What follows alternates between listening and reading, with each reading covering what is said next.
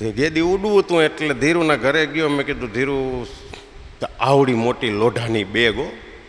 મેં કીધું આવડી મોટી બેગ જોઈને સામાન 2 મહિનાનો પ્રવાસ છે, પણ મેં કીધું આટલું બધું શું લીધું તે?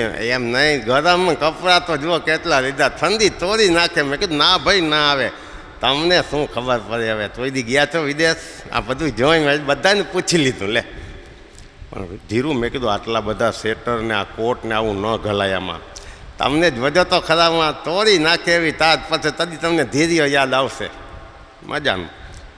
મારા વાઈફે કીધું કે મરને લેતો હોય તારો શું જાય છે, ભલે લેતો હોય શું, એવડી હલીથા જેવડી બેગ, એમાં 10 તો વાંદરા તપી વસંતભાઈ દૂતા કાઢી નાખે. એ લોકોને એમ લાગે કે કોઈક આવ્યું છે.